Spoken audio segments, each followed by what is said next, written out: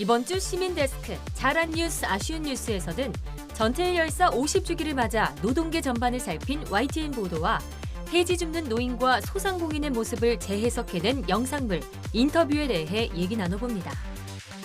이번 주는 어떤 시청자 의견이 올라왔을까요? 시청자 브리핑, 시시콜콜 위클리 픽. 여러분의 물음에 YTN이 시원하게 답해드립니다. 오늘 내가 본 DMB에서는 프로그램 알고리즘을 주제로 한 시청자 위원들의 의견을 들어봅니다. 전격 인터뷰 취재 후 시간, 충격적인 위생 상태, 젓갈 업체를 고발 보도한 김우준 기자를 만나봅니다. 시청자 여러분, 한 주 동안 안녕하셨습니까? 시민데스크 박광렬입니다. 만약 시청자 여러분께서 기자가 된다면 어떤 주제, 어떤 내용을 취재하고 싶으십니까? 더 깊이 들여다보고 싶은 분야가 있다면 자유롭게 의견 남겨주시기 바랍니다. 구체적이고 참신한 아이디어를 내주신 분께는 소정의 부상도 주어진다고 하니까요. 한국언론진흥재단 홈페이지 잘 참고하셔서 유익한 시간 가져보시길 바랍니다. 11월 넷째 주 시민데스크, 잘한 뉴스, 아쉬운 뉴스로 시작합니다.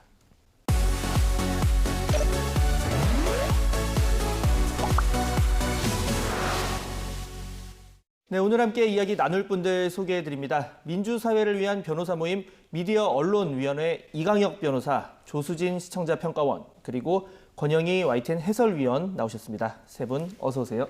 안녕하세요. 네, 오늘 잘한 뉴스, 아쉬운 뉴스 시간, 지난 한 주 동안 보도에 대한 세 분의 분석 그리고 해설까지 들어볼 텐데요.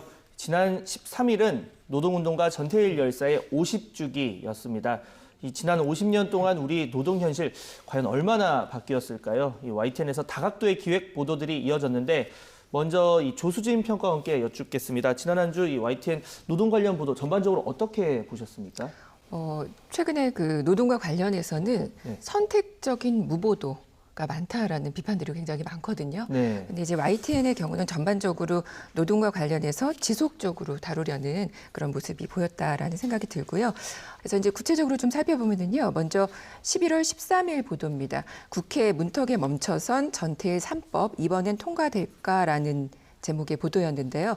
현재 각 정당에서 추진하고 있는 전태일 3법과 또 이 중에서 중대재해기업처벌법이 있잖아요. 근데 이제가 각각 무엇인지에 대한 거, 그다음에 과연 이게 21대 국회에서 통과가 가능할 것인지 뭐 이런 얘기들, 또 전태일 열사 사망 이후에 우리 사회에 남은 숙제, 과제 이런 것들이 뭔지에 대해서 뉴스에서 갈무리해서 전달을 잘했습니다. 전태일 50주기를 다룬 이 뉴스 외에도 지난 그 11월 13일 보도입니다. 안전은 뒷전, 반복되는 산재 사망, 중대재해법 이번엔이라는 제목의 그 기사였거든요. 그러니까 이 보도는 누구의 시각에서 누구를 위한 보도인가가 참 명확했어요. 명확하고 피해자의 입장에서 다루었다는 점이 좀 돋보였다고 볼 수 있습니다. 자, 위원님께서는 어떻게 보셨습니까? 아무래도 전태일 열사 50주기였으니까 노동 문제를 집중적으로 다룰 필요도 있었고 이슈화할 필요도 있었겠죠. 특히 가장 관심이 쏠리는 중대재해처벌법 같은 경우에는 실제 사례하고 다양한 시각들을 다루면서 상세히 설명을 해줘서 이해를 크게 도왔는데요. 결국 중요한 건 그거 아니겠습니까? 전태일 열사 50주기라는 이런 계기가 없더라도 평소에 꾸준히 노동관계 관련한 문제들을 짚어내는 그런 언론의 의무, 사명을 다하는 자세, 이런 것들이 중요하지 않겠습니까? 다행히도 YTN 같은 경우에는 코로나 사태 이후에 필수 노동자 문제를 거의 시리즈화 다루는 정도로 자주 다루고 있고 문제점을 잘 짚고 대안 마련을 촉구하는 보도들을 잇따라 내고 있습니다.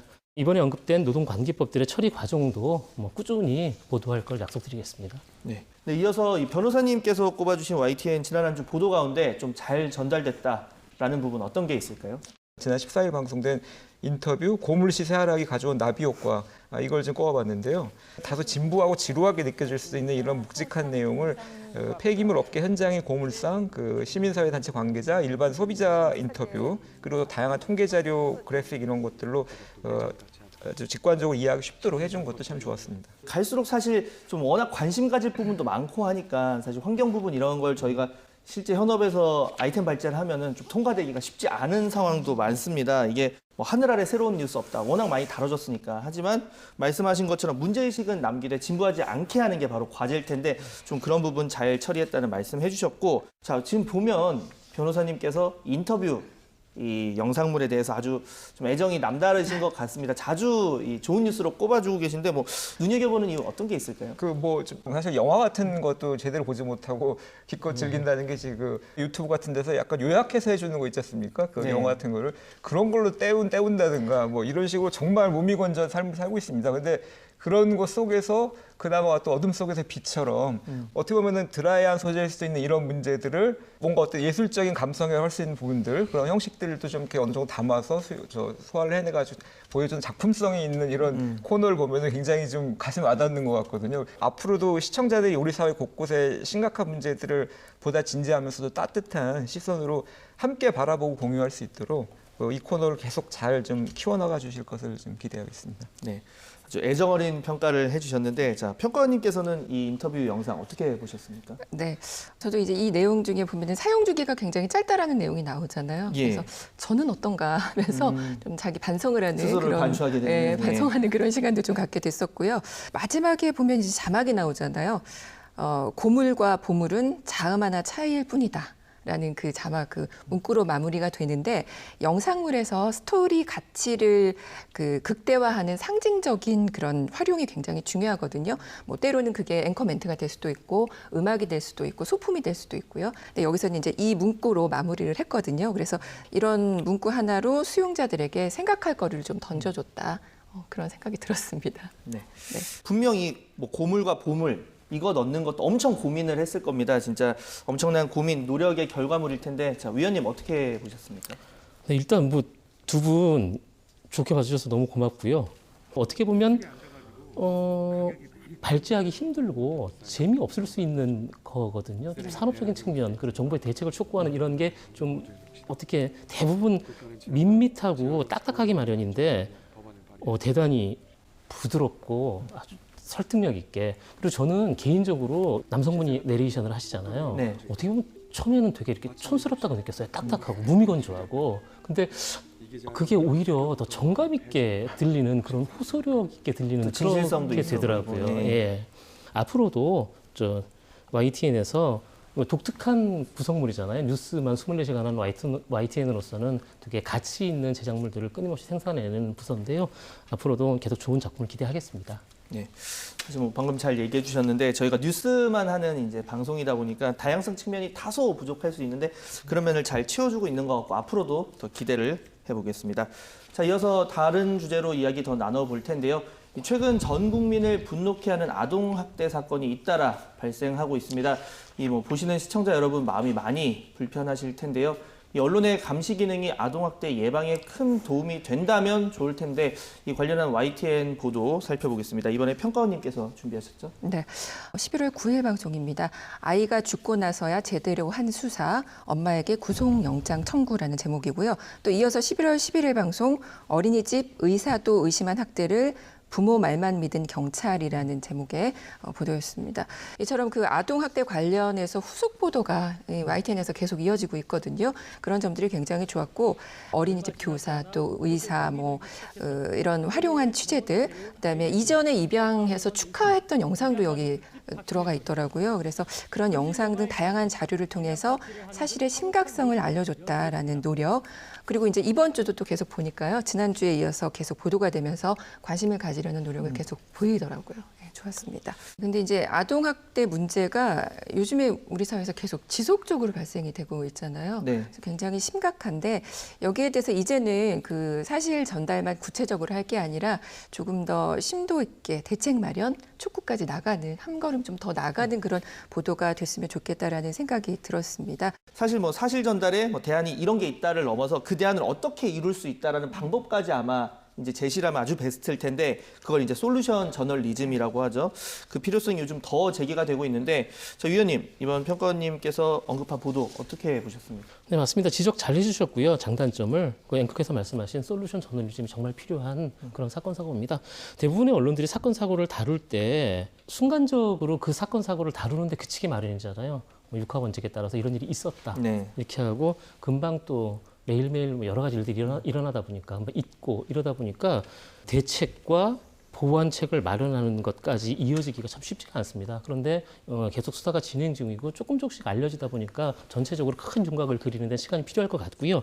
그래서 결국은 끊임없는 관심과 속보를 통해서 정말 제대로 된 대책까지를 끌어낼 수 있는 이런 역할을 언론이 해야 되는 그런 사건, 사고 보도였다고 봅니다. 네. 자, 마지막으로 이 변호사님께서 짚어주신 이 보도 내용 살펴보겠습니다. 이 관행적인 보도 행태가 좀 아쉬운 그런 보도가 있었다고요? 예, 저 지난 14일 방송된 보도였는데요. 예. 그 북한, 러시아 코로나19 백신 정보위에 한 제약사 등 해킹 보도를 좀 들고 싶습니다. 이번 보도는 북한 해커 단체가 코로나19 백신 정보를 얻기 위해 글로벌 제약사들을 대상으로 사이버 공격을 가했고 그 공격의 일부는 성공했다라고 미국 마이크로소프트가 이제 공개 발표를 했는데요. 그것을 보도한 것인데 이제 그 내용 자체에는 문제가 없었고요. 다만 그 보도 중간에 그 해킹 피해 회사들이 소재한 국가가 한국, 미국, 캐나다, 프랑스, 인도 이렇게 있었는데 네. 이렇게 이 나라들을 소개를 하면서 그 자막에 해킹 대상 한미, 가, 불, 인 제약사들과 백신 연구자들이란 자막이 등장을 했습니다. 그래가지고 사실 솔직히 말씀드려서 저 같은 세대 사람들은 사실은 뭐 자연스럽게 보는데요. 네. 좀 많은 젊은 분들 중심으로 해가지고는 좀 잘 안 와닿았던, 굉장히 익숙하지 않으셨던 것 같아요. 그래서 구체적으로 이해하는데 좀 곤란을 주고 말았던 것 같습니다. 그래서 여러 종이 신문 등이 지금까지도 이제 함께 계속하고 있는 오랜 관행이긴 합니다만 이런 관행이 혹시 한자가 더 친숙하다고 여기는 어떤 소수의 우리들 9세대의 어떤 편의성 추구 내지는 고정관념, 어떤 선입견 이런 데서 비롯된 건 아닌지 좀 진지한 고민과 성찰을 특히 연세가 좀 있으신 구성원들부터 해보셔야 되지 않을까 생각이 들었습니다. 사실 미국이나 뭐 중국, 일본 정도는 한자로 해도 좀 거부감이 그래도 좀 덜할 텐데 사실 전 방금 얘기하신 것 중에 캐나다는 모르겠더라고요. 그걸 한자로 쓰면 가라고 하셨는데 이게 어느 나라인지. 그리고 뭐 사실 인도 같은 경우도 조금 봤을 때 친숙하지 않은 분들도 많고 사실 시청자분들이 불편하면 안 되는 거잖아요. 그러니까 그게 가장 중요할 것 같은데 위원님은 이 부분 지금 이 지적에 대해서 좀 어떻게 생각을 하십니까? 일단 저는 9세대가 확실합니다. 네. 이 한자를 알고 모르고로 9세대와 신세대가 나뉘는 상황이 됐는데 가장 고민인 것 같습니다. YTN에서는 큰 원칙은 없는 걸로 저는 알고 있어요. 그러니까 나라 이름 같은 이제 그렇게 제한적인 경우에만 한자를 쓴다. 요 정도만 공유가 돼 있어요. 근데 그런 이유가 아무래도 TV 화면에서 자막을 내보낼 때는 글자 수의 한계가 아주 크잖아요. 다 풀어서 쓰다 보면 나라 이름만 써도 모자랄 지경이거든요. 그래서 불가피하게 그런 경우가 있는데 그럼에도 불구하고 변호사님이 지적해 주신 그 기사는 가독성에 큰 문제가 있습니다. 나라 이름 5개가 한자로 하나씩 띡띡 나오니까 한자를 다 아는 사람들도 자막이라는 게 한참 걸려있는 것도 아니고 하니까 가독성에서 큰 문제가 있었다고 보고요. 교수님 이런 거 이제 언론학자들끼리는 뭐 연구하거나 뭐 그런 게 없나요? 예, 사실은 뭐 뉴스를 보는 사람이 누구냐 이거를 생각하면 사실 쉬운 문제거든요. 근데 이제 아직은 언론이 그 부분에 대해서 민감도가 좀 떨어진다라는 생각이 들고요. 뉴스에서 보도되는 내용, 또 사용하는 언어, 그 자체 하나하나가 그 수용자들에게 전달되기 위한 것이라고 생각을 좀 한다면 그렇다면 조금은 좀 개선되지 않을까? 네, 교수님 말씀 전적으로 동감을 합니다. 수용자가 누구인가에 따라서 적절한 선택을 해야 되는데 그래서 뉴스가 더 어려운 것 같아요. 뭐 어린이 프로다, 뭐 토크쇼다 이럴 경우에는 뭐 시청자층이 대체로 이제 정해져 있다고 볼 수 있는데 교수님 말씀 기반으로 해서 회사 전체적인 아니면 우리나라 전체적인 그런 논의가 필요한 시점인 것 같아요. 그럴 때 많이 조언을 해주십시오. 네, 오늘도 YTN의 더 나은 보도를 위한 세 분의 애정어린 분석과 해설까지 잘 들어봤습니다. 세 분 오늘 말씀 감사합니다. 믿고 보는 뉴스를 만들기 위한 노력은 계속됩니다. 시청자 브리핑 시시콜콜 위클리픽. 이번 주 시청자 의견 함께 보시죠.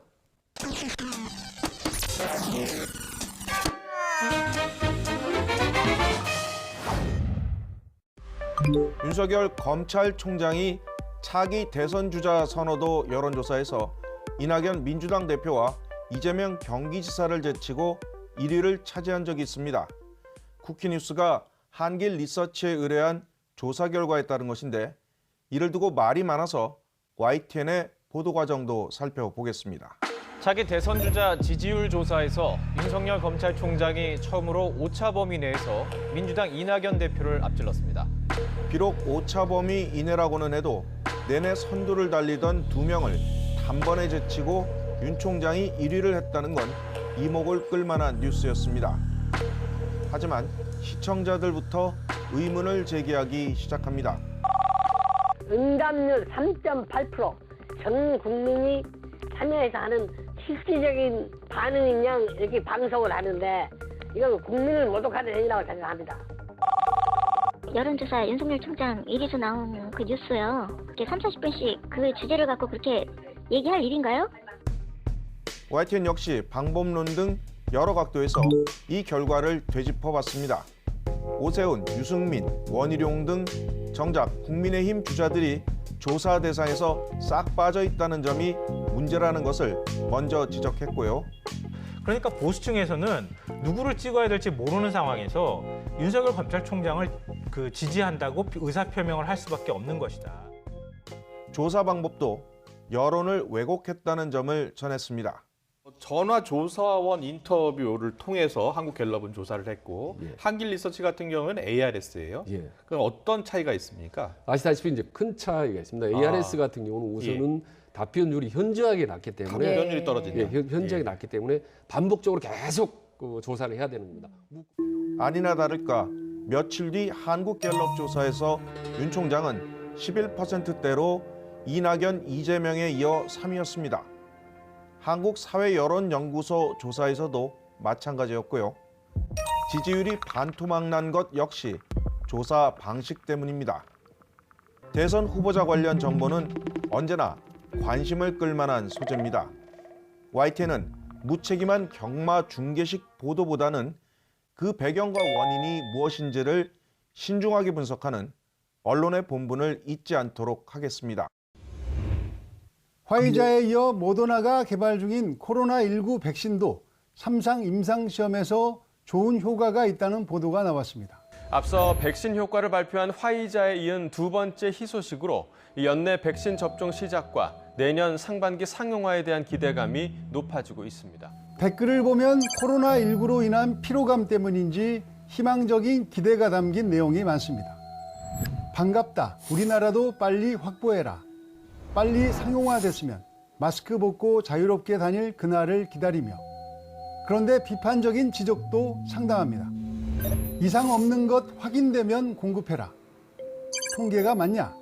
백신 효과가 100명으로 검증되는 거냐? 최종 임상 결과도 아니고 또 최근 화이자 CEO가 백신 효과 발표하는 날 수십억 원어치 주식을 매각했던 탓에 이번 소식에 대한 비판적 시각도 상당한 것 같습니다. YTN은 기자와 전문가 출연 등을 통해서 이번 발표의 허점도 꼼꼼하게 지적했습니다.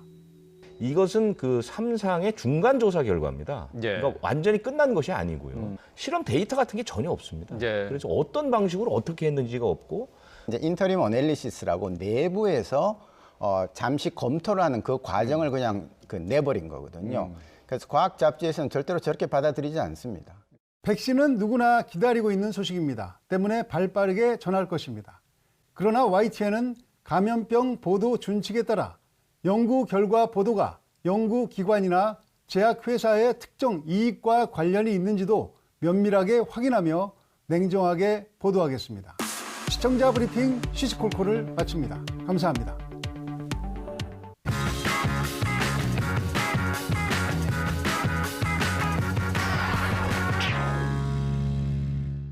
YTN DMB에서 방송된 프로그램을 소개하는 내가 본 DMB 시간. 이번 주는 프로그램 알고리즘을 주제로 11월 YTN DMB 시청자위원회가 열렸습니다. 제10기 시청자위원들의 의견 함께 들어보시죠. YTN DMB 시청자위원회 10기 11월 회의를 시작하겠습니다. 토론자들이 서로에게 반말을 하거나 제3의 인물을 지칭할 때 김무성이 이런 식으로 이름으로만 지칭을 하는 경우가 있었는데요. 이런 것은 부적절하다는 생각이 들었습니다. 또 가르마가 타지겠죠 같은 정치권 은어들도 자막을 통한 정정이나 설명 없이 그대로 제시가 되는데요. 이러한 용어 사용은 시청자들의 이해를 방해하기도 하고 또 프로그램의 품격을 떨어뜨릴 수도 있다고 생각이 들었습니다. 자막이 나올 때 어느 세력의 인물이신지 어떤 입장을 대변하는 것인지가 상당히 헷갈려요. 특히나 이슈 같은 경우는 대립구조가 아닌 인물들도 대립구조에 앉혀놓으시고 진행자가 물어보다 보면 이게 정부 측 이야기인가? 조금 더 이 사람의 소속이라든가 어떤 입장에서 이야기를 전달하는지는 자막을 좀 더 적극적으로 활용해서 시청자들이 혼란스럽지 않도록 해주시면 더 좋은 프로그램일 것 같습니다. 세트 구성을 되게 저비용으로 깔끔하면서 전달력 있는 그런 구성을 하셨어요. 그래서 조명도 많이 안 쓰고 되게 세트 비용도 뭐 뒤가 다 블랙 처리가 됐잖아요. 근데 이게 이제 효과로 보면은 출연자들만 그리고 데스크만 심플하게 보이면서 이 시선의 집중도를 올릴 수 있는 그런 효과가 아주 극대화되게 좀 표현된 것 같아요. 토론에 참여하신 분이 부산시장 나가는지 뭐 안 나가는지 그 얘기를 갑자기 하시는데 저는 토론 프로그램에서 이게 좋은 방법인지 모르겠어요. 그러니까 다른 정치인이라든가 다른 주제에 대해서 얘기를 하는 게 낫지 않을까. 만일 그렇게 묻는다면 사실 별도의 기사 보도로 기자들이 뭐 그분에 대해서 보도하시면 되는 게 아닌가 하는 생각이 들었습니다. 진행자가 일부러 앞에 차의 어떤 내용과 그걸 연결시켜서 좀 부드럽게 풀어보기 위해서 그냥 소환 대안 얘기하신 4회차 이경재 기자가 한 게 아니라 1회 때 그 두 정치인분이 그냥 농담삼아 워낙 친분이 있으시니까 그렇게 시작을 했는데 그거를 이제 진행자는 하시면 안 되셨을 것 같다는 생각이. 왜냐하면 시청자가 일단은 처음부터 다 봤을 리도 만무하고요. 그 한 회차를 봤을 때 예, 그렇다라고 보면 아니 무슨 진행자가 저런 얘기를 해라고 보시는 시각도 분명히 존재하기 때문에 이제 그에 걸맞게 진행자의 멘트도 이 축약형 멘트로 자막으로 처리를 하는데 제 개인적인 생각으로는 진행자의 멘트 축약은 질문 내용만 하시는 게 맞지 중간에 느끼는 감상이나 리액션 정도는 자제하시는 게 토론의 중립성이나 객관성을 유지하는 데 도움되지 않을까 그렇게 생각하고 진행에 굴곡이 없고 너무 편리하게 이렇게 진행하다 보니까 끝나면 시청자들 머리에 남은 것이 좀 없지 않나 하는 생각이 들고 또 하나는 이슈만 있고 좀 결과가 없을 수 있는 그런 부분도 좀 있지 않나 이런 생각이 듭니다. 네, 한편으로는 저희들이 너무 자극적이고 거친 이런 토의 방법이 먼저 익숙해져서 좀 더 이런 진행 방식이 되게 이제 신선하고 좋았지 않나 이렇게 생각됩니다. 라임 사태의 표적이 된 강기정 전 수석이 이제 출연을 하셔서 본인의 입장을 직접 설명을 하셨고 굉장히 흥미롭기도 했는데 한편으로는 이슈 당사자를 불러서 이제 설명을 듣는 과정에서 자칫 한쪽으로 좀 무게중심이 쏠리는 듯한 인상을 주면 오해를 받을 수도 있을 것 같아요. 네, 이것으로 YTN DMB 이제 10기 11월 회를 마치도록 하겠습니다.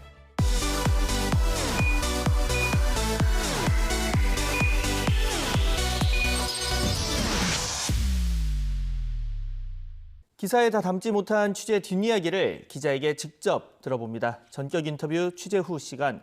오늘은 사회부 김우준 기자를 만나봅니다. 안녕하세요. 아나운서 황보혜경입니다. 김장철인 요즘 정말 충격적인 기사 하나가 있었습니다. 인천 연안부두에 위치한 한 젓갈업체가 음식을 만드는 공간이라고는 믿기 힘들 정도로 비위생적인 환경에서 젓갈을 제조하고 있었는데요. 중요한 건 이 젓갈, 연매출 18억 원을 달성할 정도로 대박이 났다고 합니다. 오늘은 이 기막힌 젓갈업체를 취재한 김우준 기자와 함께합니다. 어서 오세요. 네, 안녕하십니까. 네, YTN 사회부 김우준 기자입니다.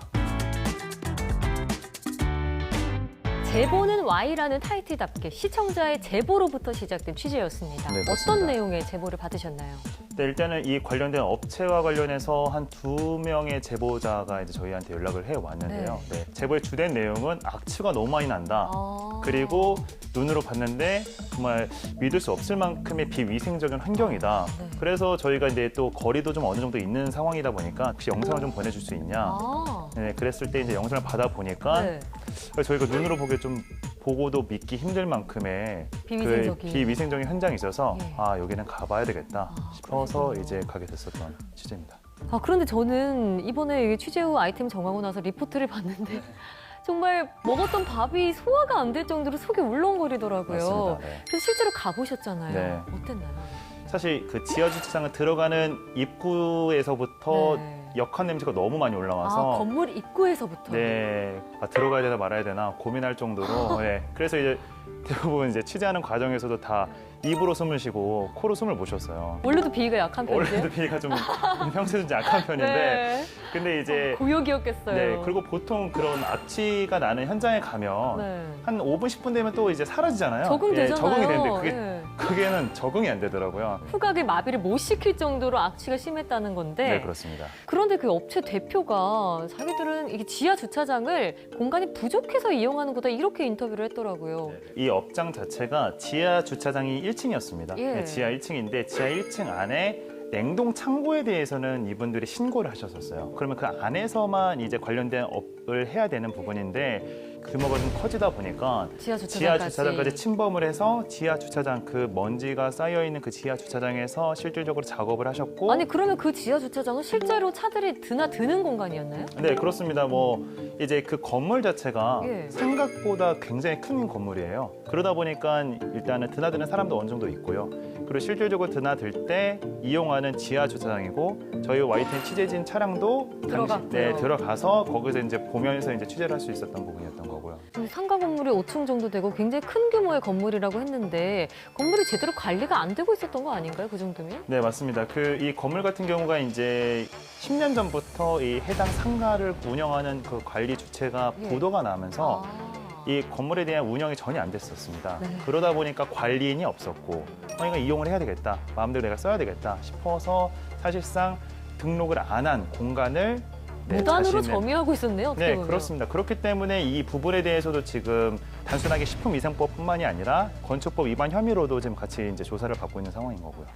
그런데 주변 상인분들이 악취가 너무 심했다 이렇게 민원을 여러 차례 했다고 하더라고요. 그런데도 이렇게 수년째 운영이 가능했던 이유가 뭘까요? 취재를 할 때 중구청 직원들과 같이 이제 취재를 했었습니다. 예. 그래서 이제 물어보니까 이 부분에 대해서는 선뜻 대답을 잘 못하더라고요. 네, 그래서 그러면서 바로 이제 인력 부분도 한계가 좀 있다 보니까 저희가 좀 잘못한 부분도 있다라고 이제 시인이 좀 좀 하셨군요. 인정을 하는 부분도 볼 수 있었던 거고요. 네. 네. 방금 말씀하신 것처럼 인천 중구청과 함께 그 현장을 단속을 나가셨잖아요.